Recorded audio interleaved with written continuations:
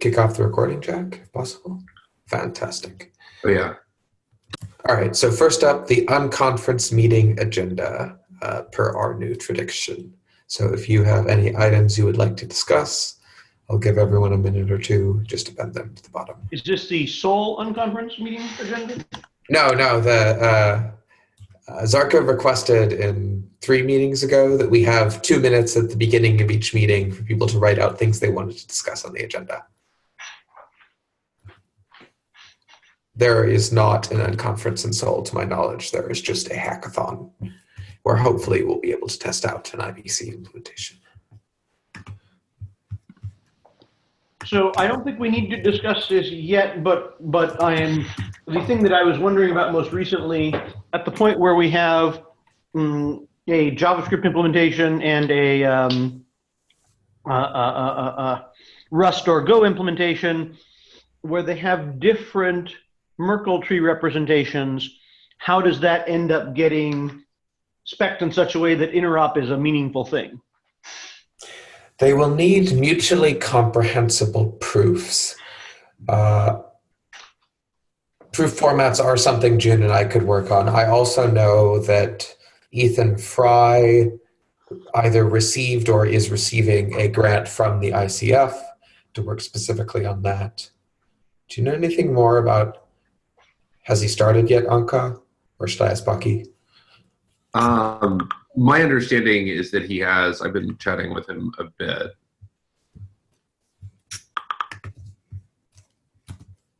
So if both the JavaScript and Rust implementations encode their Merkle paths and proofs in that format, even if the tree structure is slightly different, it should be mutually comprehensible. Mm-hmm. Chris, can you hit me up on what projects you think Ethan is working on? I have a couple that I know he is, but he's dropped a bunch of notes on a bunch of channels. Just sure, just that to my knowledge, but he could be working on other stuff that I don't know about. So he's just working on, is that a JavaScript implementation of IBC, or is it this proofs related? I was just a little unclear on that. Ethan Fry? No, to my knowledge, the specific thing he is doing is working on a Merkle proof format. In this repository, which I will paste.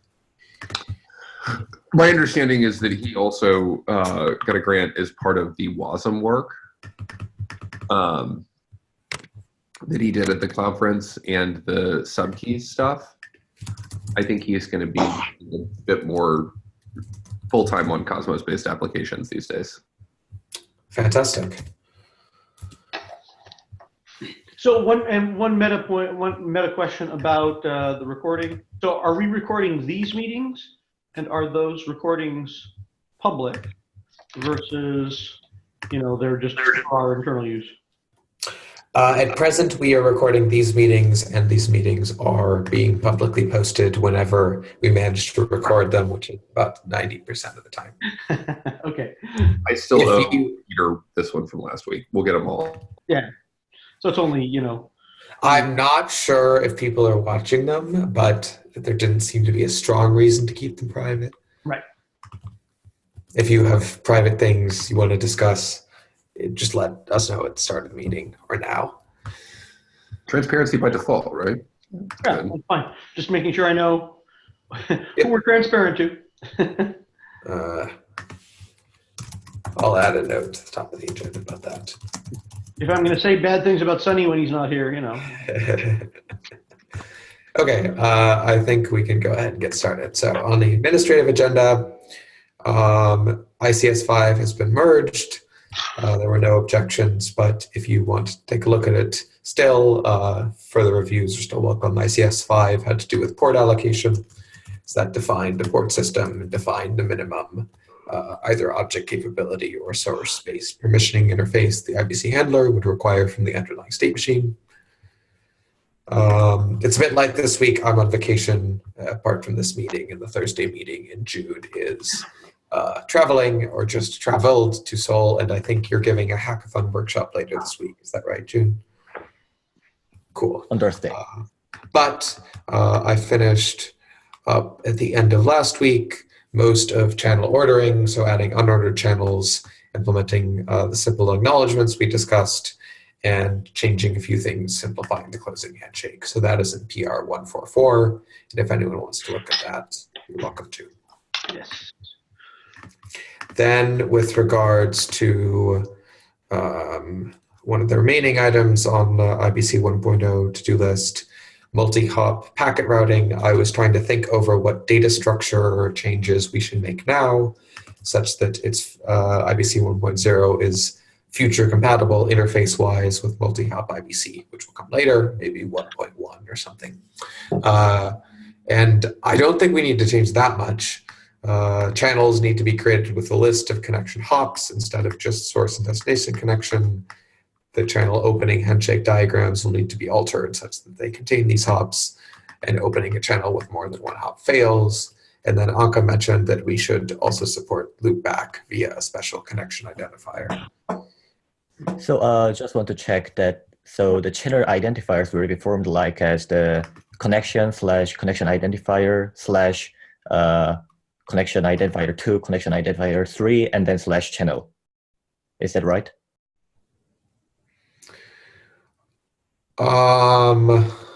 Meaning the list of the connection IDs. You mean the actual store key?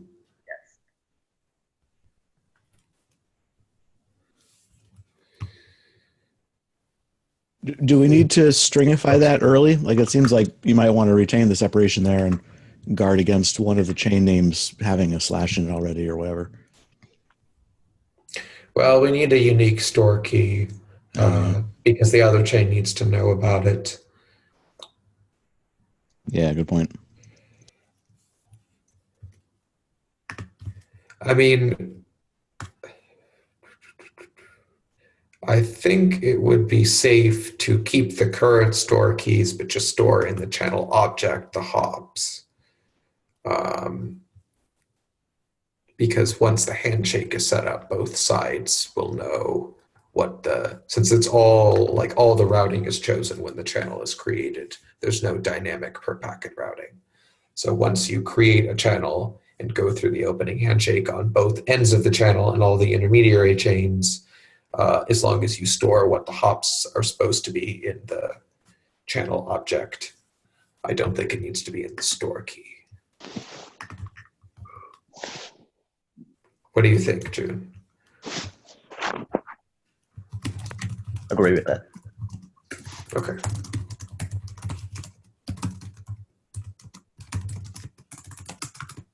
Okay, I'll just note that.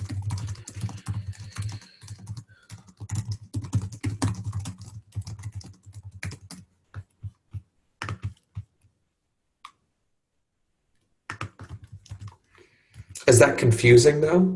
I mean, if you think about it, we're trying to sort of dissociate channels from a particular connection. So if the store key, if channels are still unique per connection, then the store key, a channel is still going to be associated with a connection that kind of is the first hop, which is a bit redundant. We could require that channels are totally unique, and then we wouldn't need to put the connection identifier in the store key at all. We would just have the additional restriction that channels on a particular IBC handler on a particular chain are globally unique for that chain.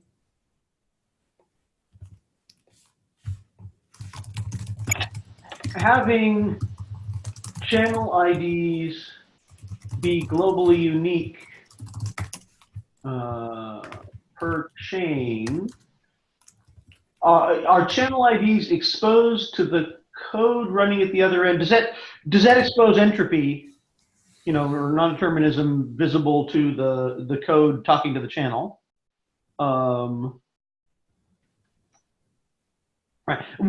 One of the possibilities is I'm a running program is I see channel IDs from my perspective that are, maybe they're obviously unique, but they're just primarily unique to me, so that I can't tell what other channels are coming into my machine or chain or whatever. If you, in this case, are a module which is bound to some ports, yeah. Thank you. Yes, using the IBC terminology, correct. Yes. Right. You want it to be the case that asking for channels and using their ID is not a source of randomness necessarily, right? I've got to be able to run the same program on multiple replicas and get the same ID visible. That's right. But maybe we can put them. Maybe they should be on the port ID. Maybe the channel should be unique per port. That makes sense, right? Remind me what a port is in this context? A port is the thing that a module binds to. So like a port will be the bank port. It will be called string bank, and the bank module will bind to the bank port. When the chain first starts, then it will own that port, and only it will be able to utilize it and connect with other chains, which might be trying to open a channel to the bank port on chain A. The bank module is on chain A. Mm-hmm. It seems like it would be sensible for channel identifiers to be unique per port then. If you own the bank port, you can create channels using the bank port, but they can't have the same name. That doesn't tell you anything about what people who bound to other ports are doing. So a question, so this actually brings up a different question in some sense related to the channel ID, which is, given that I access channels through a port, Yep. do they look like file descriptors, or do they look like attributes of the channel? Which is to say, do I specify the channel ID? The port looks like a file descriptor. Right, but I've got multiple channels on the same port, right? Yes. Okay, so do the channels within the port look like, look like interesting, unguessable sources of entropy to the code that's talking to the port? Or is it, channel number 7, channel number 8? So entirely guessable, entirely predictable channels that behind the scenes, underneath in the blockchain, they have entropy and they can be represented with whatever uniqueness they need. But exposed to the code running above the blockchain, that should be invisible. The code above the blockchain should not care about the actual ID at all.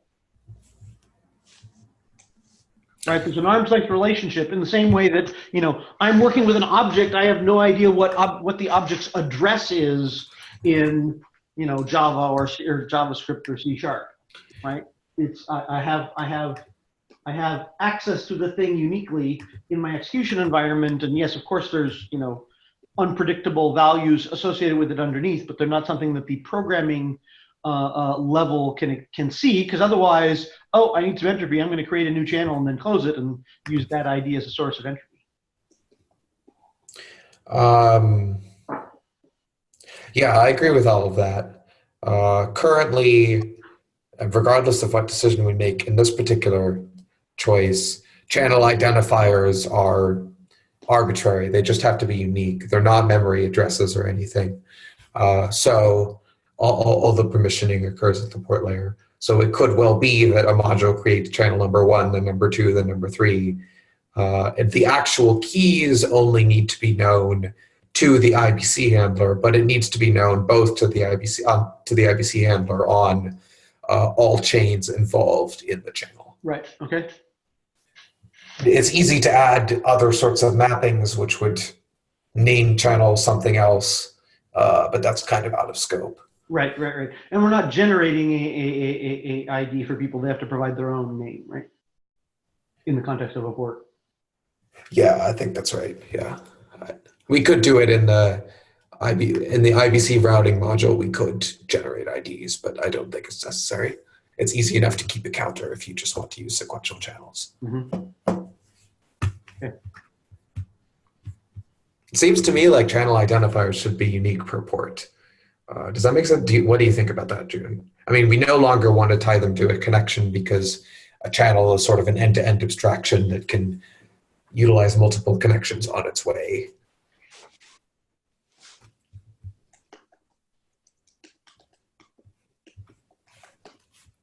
So each of the, for example, there is a bank module and the staking module, and each of them can have the same channel ID, but not in the same port. So you can say like a bank module can have a channel ID number 1, and the staking port also can have the port.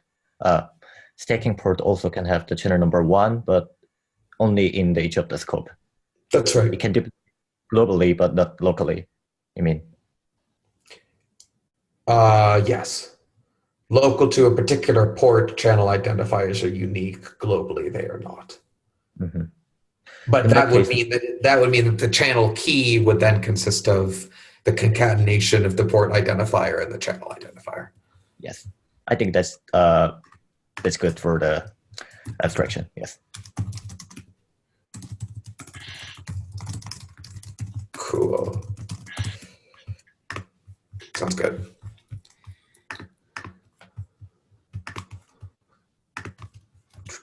How's the implementation going, June? Do you want to just, I know you texted me, but for the benefit of the group. Sure. So the implementation you can see in the SDK repository. I'm just going to post the link.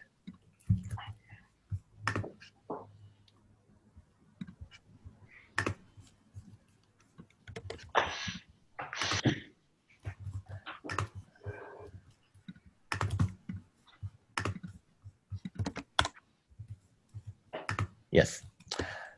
In the link, you can see the 4 PRs that is ready for review and with the test. So ICS 23, ICS 2, ICS 3, and ICS 4.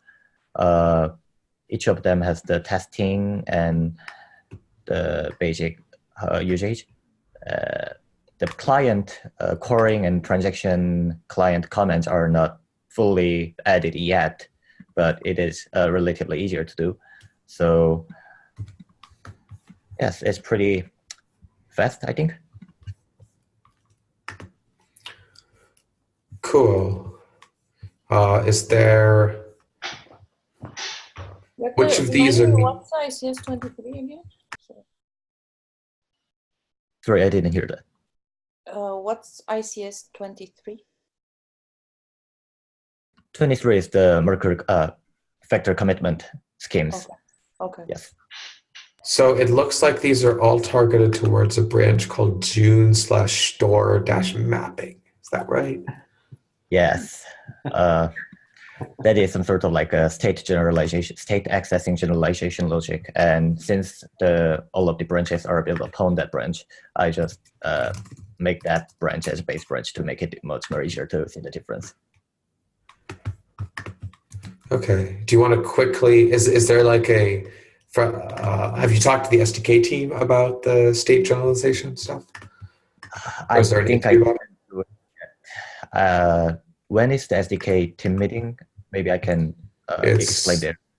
Yeah, June, come join us. It's in an hour and a half. Is this PR 4514? Is that store accessor types? For accessor types, yes. Cool. Let me just note that. That could be very good. I just don't know. We should ask them. Okay. And then which order does it make sense to review in? Like ICS 23, then 2, then 3, then 4, or? Exactly. 23, 2, 3, 4. Great. And it looks like you also left more implementation feedback on issue 145.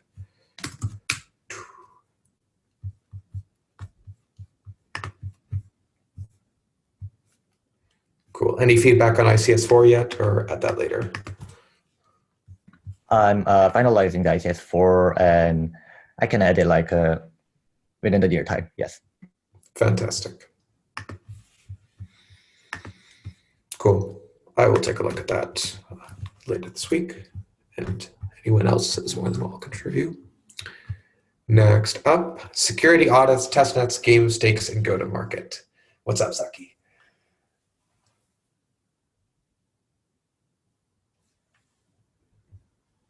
He went to market.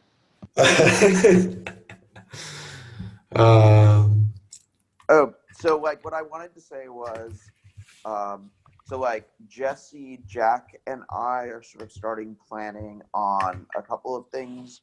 One is what will IBC testnets look like? Mm-hmm. and I think we could have an IBC testnet before we have a secure implementation. So you know, we should potentially have an IBC public testnet program as soon as you guys tell me that like implementation stuff is starting to be ready. I think we should do a game of stakes for IBC, primarily focused on protocol level testing. And I think that we should, and yeah, just like kind of a heads up that we probably need to be planning security audits now and book audit time. So starting to work with ICF on funding for that. Cool. We are going to a game of stake with IBC. I think we should include the packet type agnostic routing scheme for that game of stake, because they're going to make the individual developers can add permissionlessly their own chains to the game of stake chain and start testing with that. Well, you know, this is something that's kind of an open question at this point, is like, what does the architecture of this game look like? Is there a single game of stakes chain, or is the idea that all of the users spin up their own chain? Or is there like one central chain? You know, this is something that I think we're kind of discussing right now.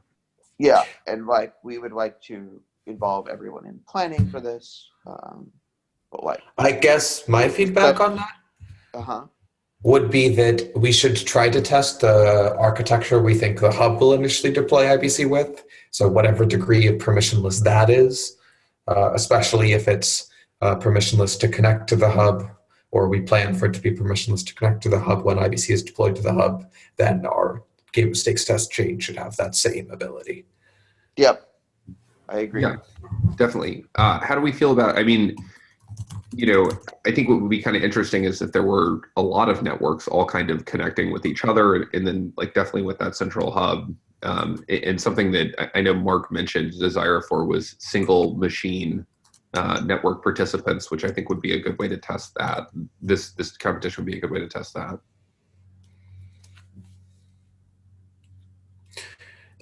Yeah, we could do that. I mean, if we wanted to add a very simple public key verification verifier, the IBC protocol will work fine, where one machine is just a private key. Yep, could be cool. How is the game of stakes different from just a bounty program against the system? A game of stakes is more of a, like, there is some live network and people are encouraged to try to break the system in some sort of interactive way, rather than like, so like the bounty system tends to operate in a world of like single user, like sandboxed system, and the game of stakes process tends to work more like in a sort of multi-user live CTF style thing. It's like the difference between like a bounty system and a capture the flag.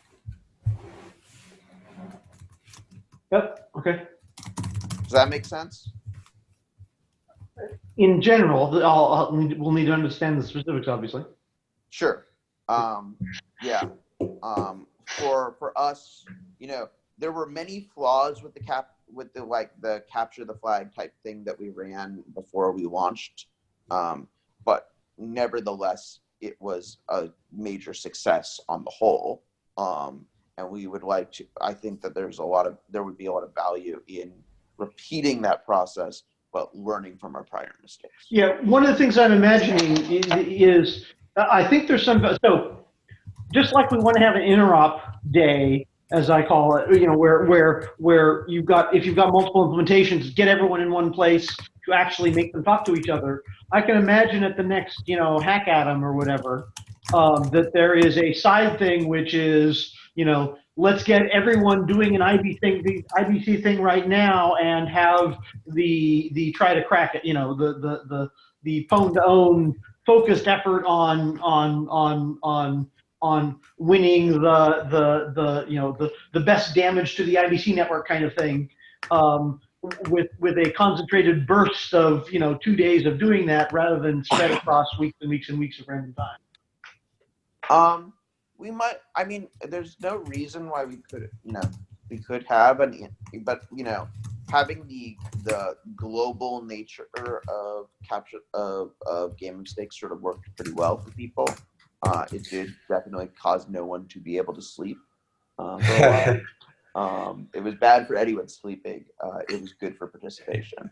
I mean, what we had then, though, that we don't have a clear analog to is a peer-to-peer ranked competition based on stake, right, for the validators. Yeah. I think this will probably be much more CTF style in the sense that there are going to be sort of stage gates and levels is what my current thinking is. But I am open to other ideas. What kind of mix of participants did you have at the last one? Validators versus Tendermint chains and connected to the hub and stuff like that? So the previous Game of Stakes was just testing, essentially, it was testing a lot of things about the hub. One of the things it was intended to test was the economic incentive system, which whether or not it tested that well is debatable. It definitely tested well the ability of validators to adapt to changing and adversarial network conditions and sort of broken software and software bugs and adapt to all of that. Good thing to test on your this would be first a try. very different kind of Game of Stakes in that way. It would be less about whether or not you can keep your nodes online and more whether or not you can find a way of using the protocol to either abusing the protocol or abusing the social layers on top of the protocol. Mm-hmm.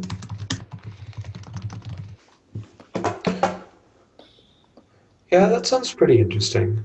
I also expect it would be valuable to do something similar. Maybe we have different stages, but something similar when we want to, I guess, if we want to deploy interchain collateralization or cross-chain validation, whatever the consensus nomenclature is.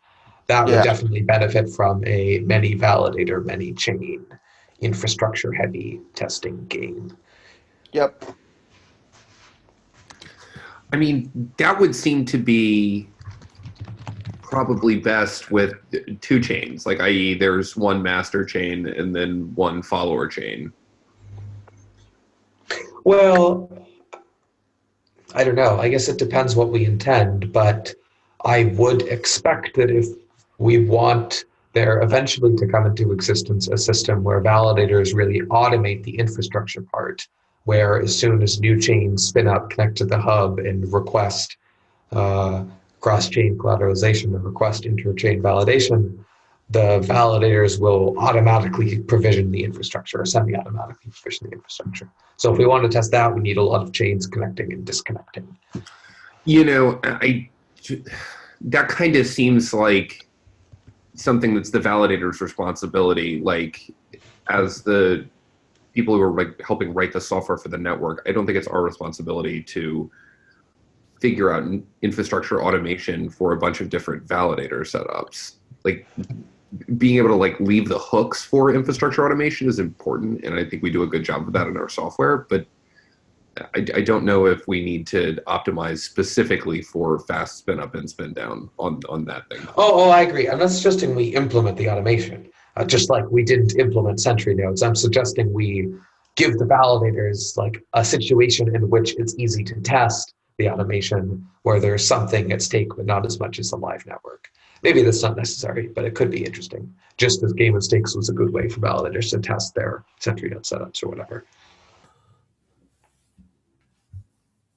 One question I had was relayer architecture. I was reading the ICSs, on that one ICS, I think, on relayers. I think there's two in there. I read through one yesterday. Are relayers ready for implementation?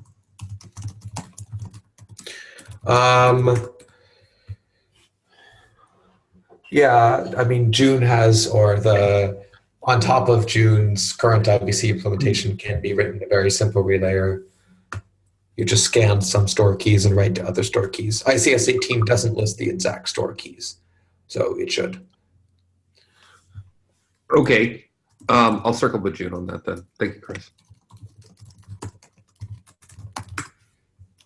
Now, currently, there are no provisions for in-protocol fee payment because we made the decision to delay that until later, and maybe it would be better for it to happen out of protocol because the cost of sending extra bytes just for tiny fees for every single transaction would be too high. So that, if by relayer you would include that, that does not exist, but the basic logic is all there. Yeah, so basically at this point, the relayers are a non-incentivized participant in the ecosystem, which means that existing ecosystem participants would likely run them to support their users. Is that fair? That's right. One hypothesis was that wallets might do this and maintain a small custodial balance with their users to handle relaying. This sort of is a little bit of a side digression, but one of the things that we were curious about is what your thoughts are on how the relayer software actually should be like implemented and deployed.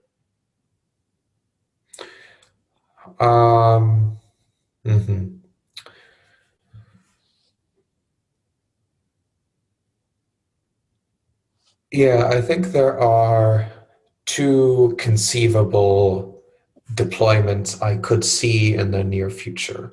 One would be the like backend relayer, which would be a separate process which runs a light client of some number of blockchains. It could run full nodes in conjunction, but at minimum it needs to run a light client and relays packets between them. That would probably be configurable with some white list of addresses or list of users that say a wallet was serving, and then it would only relay packets for those users. Yeah, so I mean, like, this sounds like a REST service. Well, it's just a process. It would run on a server. Yeah. Probably. Yeah. But it could still run light clients. It can be lightweight. Like, ideally, there would be a way to, there's probably like a public and a private endpoint. And with the private endpoint, you could make it track more chains, like i.e. sync it to multiple light clients, like a list of light clients that you're synced to. And then the address whitelisting would be kind of a separate service as well. Anyway, yeah, I'm just trying to start thinking about this. It sounds, once we have the light client stuff kind of situated in Tendermint, it sounds like putting this REST service together would be kind of fun and not too hard. Yeah, I think so. In principle, it should just need to import the SDK, import the Tendermint light client, and like build a process that does all this. Yeah, shouldn't be. Yeah. Anyway. So the second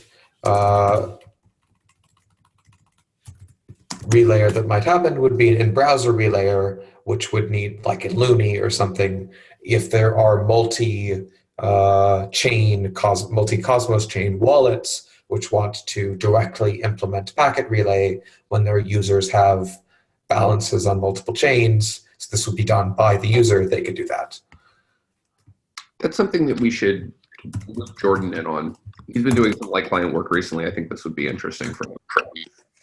Yep. And it needs to do the same thing. It needs to run light clients for involved chains. It needs to, it's a bit easier because presumably if you're only relaying for yourself, you only care about your transactions. So you could just like fetch your own transactions or track them and relay packets for those, given that you have a balance on the chains you were relaying.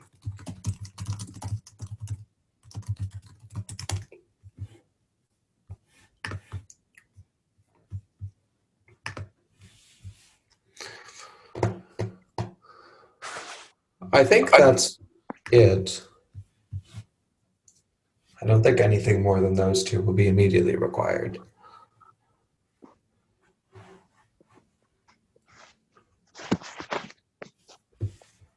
Does that make sense, June, Taki? Yep. Yeah, I think probably the relayer is a new repository. What do we think?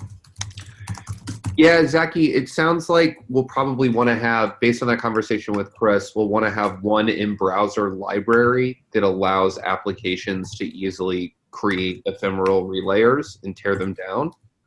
And then there's going to be one REST service that would allow for like easy management of a number of different IBC connections that are kind of persistent.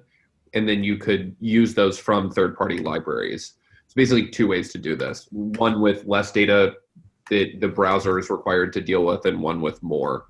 And to Chris's point, the sort of Go service that I'm envisioning would be kind of run by infrastructure providers and would have address whitelists and features like that. And then the JavaScript version would be something that users would download, and then it would sync them to the two chains that they would need to perform transfers across. They would perform transfers and then tear down that browser window. So that seems like the two modalities that I'm hearing right now. Yep, that's precisely right.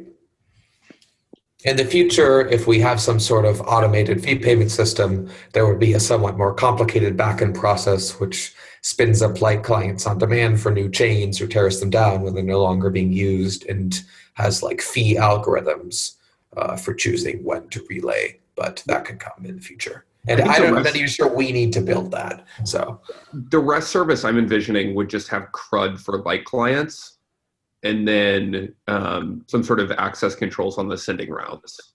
That's what that seems to be kind of a pretty minimal service that would serve the needs. The only thing I'm a bit unclear about is what precisely the REST layer. Are you suggesting the REST layer provide external interfaces to alter the whitelist, or alter the whitelist and to do CRUD for light clients? Like, i.e., you would be able to send it a packet and say, "Hey, I need you to track this chain. Here's the root of trust. Here's the node that you need to connect to, or here's an array of nodes for that chain." Like, each chain would be defined by a root of trust, an array of nodes, and a chain ID maybe. Yep, that should work. Index the whole thing on chain ID, and then do CRUD on that, and then have access controls for sending if that's necessary. I mean, like, the MVP version of it would just need the ability to like then send via those routes. So anyway, it seems like a relatively small bounded service that would be pretty easy to write. Yeah, that makes sense to me. Initially, I suspect the rate of new chains will be low enough that it can be managed more or less manually. And besides, someone needs to validate the initial root of trust anyway. Yeah. I think that, part of this, I think that we need to start thinking about is like, as the ICF and AIB, like, how do we think about publishing roots of trust for the hub in a place where people can find them? And is that something that we need to think about a little bit more deeply? Like, well, we're doing it because we're publishing the Genesis. No, I understand that, but ideally we're publishing hashes at snapshot heights as well, because after we reach the end of the unbonding period, that Genesis file is no longer the trusted root of trust, correct? Yeah, at the moment we're not, so it's not secure to sync. Yeah. Anyway, We're aware. Yeah. Of that. A little service that helps export these in a standard way might be interesting for a bunch of chains, especially if we're thinking about sort of like automated spin up of light clients. Like, here's the domain I trust to go fetch this root of trust. Here's the, like, at the root of this domain /latest, I expect to be able to find just the hash of the root that I'm looking for. Things like that.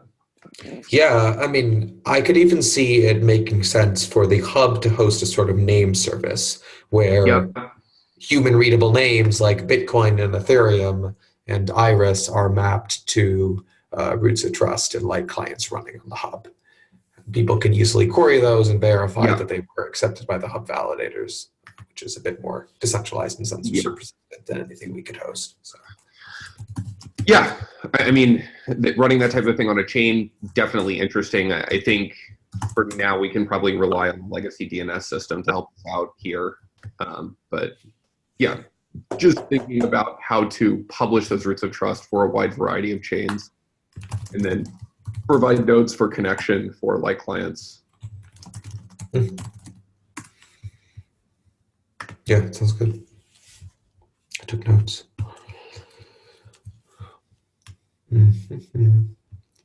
Cool. We have about 13 minutes. I don't think I have any more items. Does anyone else have any more items?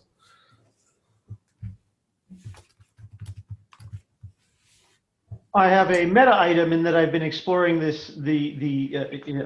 I care about the Zoom thing, and I've got hearing a bunch of chatter in the background. So, given that even participating from a Mac requires this compromise of your Mac's integrity, it is plausible to me that between now and next week, this group, given that our machines are ones that, maybe we actually care about the security part, we might very well want to shift these meetings off of Zoom.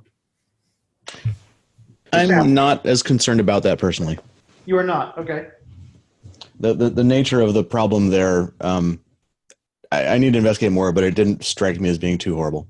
Okay, so I won't. So I don't propose to have more discussion about it now. But the horribleness seems to be coming more from the like handling of the researcher and the issue, and like less from this is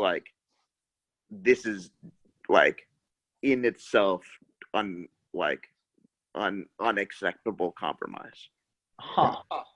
Yeah, I mean, it makes me sad that the video platform that I like by far the most is terrible at doing security triage and like leaves 0 days unpatched. That doesn't make me happy, Dean, and I totally agree with you. Yeah.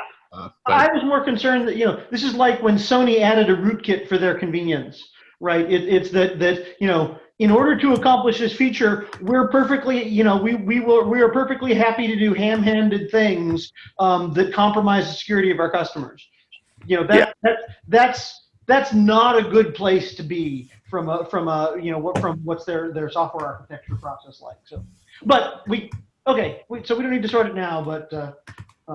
No, I agree. I mean, if there is a consensus to switch to another platform, I'm willing to accommodate. I also think that using Zoom without video is not the end of the world. But it doesn't help. You still, in order to use Zoom, it's already installed the compromise. Oh, yeah, I realize this. I just use a physical cover. Yeah. Right. One of the questions is perhaps, I mean, an alternative platform that we could try is we could try a PRN. We could try what?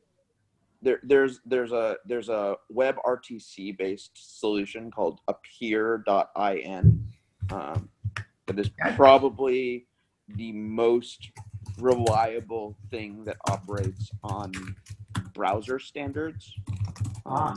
It's pretty good, but doesn't generally scale to large numbers of peers very well. Yeah, and that's the problem. Is like what's large for them? Because it's entirely peer to peer. More than 4 generally in my experience. I've done like a slightly larger groups, but yeah, it doesn't scale well. And I mean, the main reason why we use Zoom is because Zoom has a very good low latency mixer. Yeah. Okay, so watch this space if any of us come up with more with a better alternative. Yep. I do like how we're having a conversation about how terrible Zoom is on Zoom. Oh, yes, absolutely. It's listening to us. If our audio starts dropping out, it's like, no, it doesn't want us to talk about that. Ironically, your audio is buzzing, Brian. So. Yeah. It's starting to work.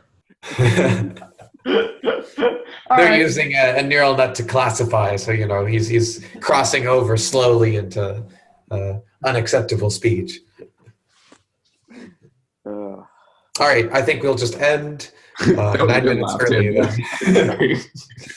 I will see you all on Thursday, also on Zoom, until further notice. That one's even larger, so I don't think we can avoid it, but we'll warn everybody, and next week. Yeah. Cheers. Thanks, buddy. Sounds good. Bye.